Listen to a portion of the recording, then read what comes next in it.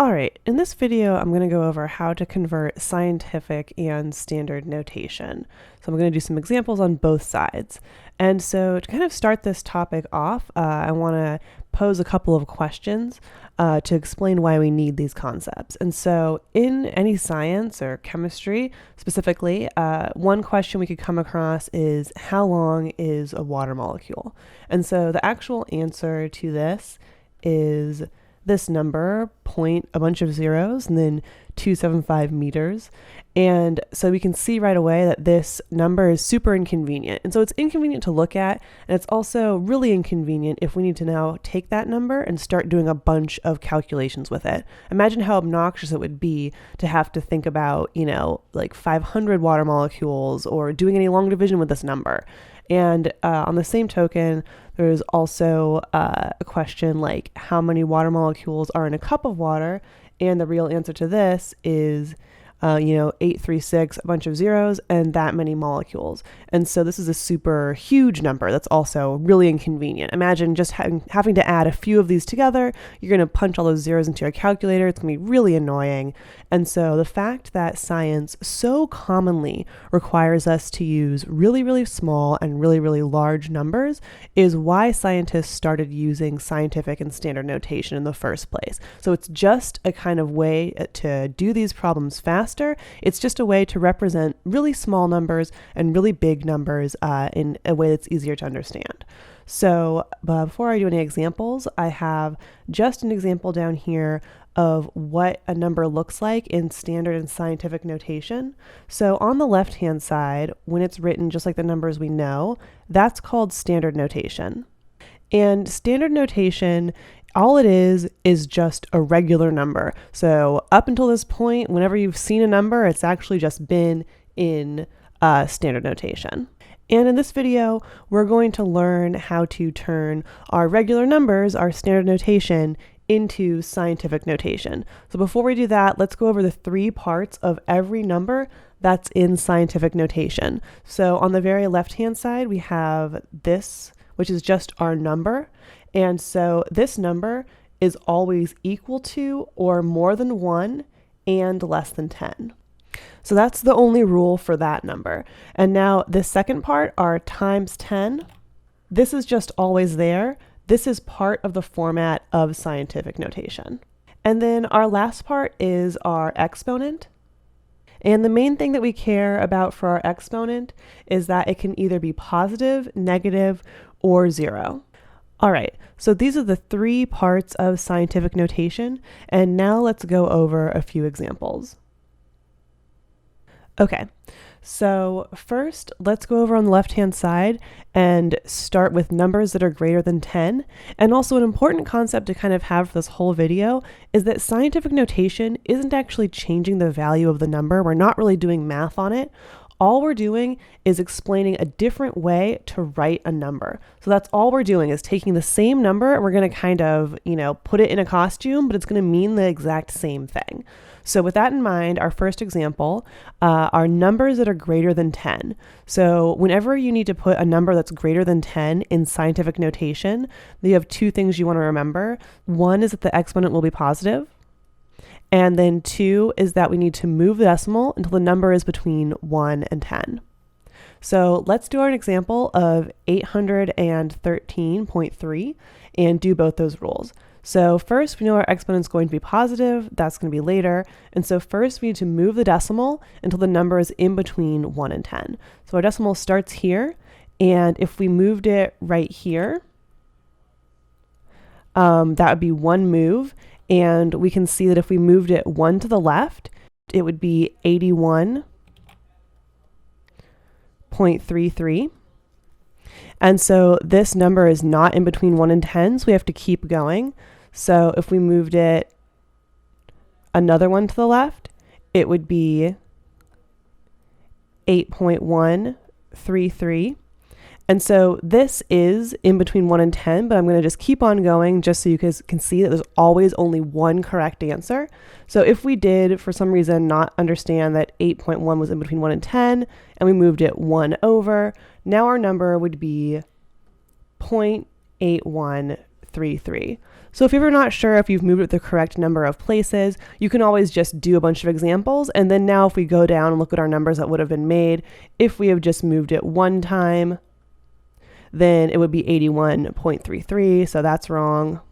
If we have moved it two times, it'd be 8.133, so that is going to be our correct answer.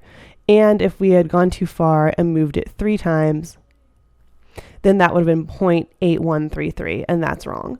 And so no matter what, there's always only one correct answer for this. There's only one number of decimal place moves that's going to actually get you your number in between 1 and 10. So now we have this, and it turned out that we needed to move the decimal two times, because this was our correct guy. This put our decimal right here.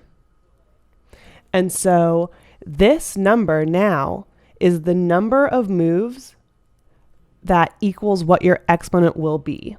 So remember that the number of moves equals your exponent. All right, so that means that our final answer is 8.133. And now we have to add our other two parts of the equation. So we always just add times 10. That's always going to be there. And now we also add 2 because that was our number of moves that was correctly got us to the right place. All right, so now let's do an example with a number that's less than 1. So in this case, we know that our exponent's going to be negative, and we're still going to start with moving the decimal until the number is in between 1 and 10.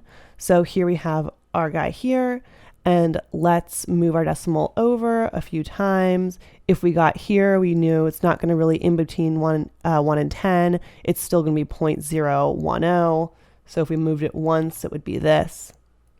And so if we moved it twice, it would be here. And so it would be 0.1.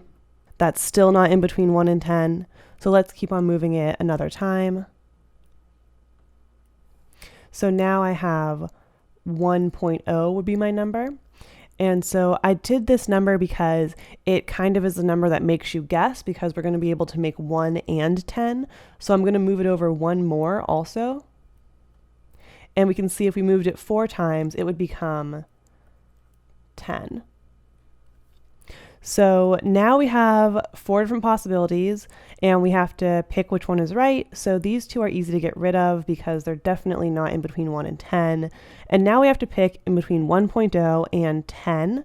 And so we want to go back to our rule up here, and this will show us all of our exceptions. And so this number is always equal to or more than 1 and less than 10. So the only one it can be equal to is 1, and it never actually can get 10. So that means that we're going to go with 1.0 rather than 10. So this will be our number we pick to be our main number. And so I'm going to write that out, 1.0, and now we always just add the times 10. And now we have to decide our exponent, and so we moved it a total of 1, 2, 3 to get it to be 1.0, and so it is going to be 3, and then because we are moving it to the right in this case and we had a number less than 1, that means that our exponent will be a negative 3. All right, and this is our answer for an example of a number that's less than 1. And so now let's do the easiest example when your number is between 1 and 10 already.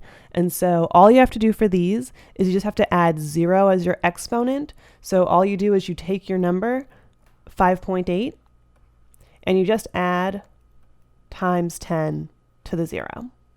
Because remember that all of these are just different ways of writing numbers. We're not actually doing math. And so if we want to break this down after we've done it in scientific notation, anything to the power of 0 is just 1. So you're really now saying that this is 5.8 times 1, which just equals 5.8. And that's your original answer. So remember that all of these can be done in your calculator. If you need to double check your answer, you can always just go back and plug in what you put as a math problem. So let's go back to our first example here with 8.133 times 10 to the 2. Let's say you got that answer and you're on a test with a calculator and you aren't sure if it's right. Just treat it like a math problem. So times 10 to the 2 is really just 10 times 10, which is 100, and you can plug that into your calculator if you don't know it. And so really what you have here is 8.133 times 100, which does equal 813.3. So that's a good way to, if you can't remember if your exponent is positive or negative, plugging it back into your calculator or thinking about it as a math problem, that's going to tell you if you're correct or not. All right, so now let's go in the reverse direction. Let's go from scientific notation back to standard notation. And so just for these as well, you have 3 different types of number you can have, and you just have regular numbers when you're doing standard notation. That's all that's talking about. So let's learn how to put these back into just regular numbers. And so situation number 1 is that you have a positive exponent. And so the rule for this is to move the decimal to the right, the same number as your exponents. So in this case, our exponent is 2.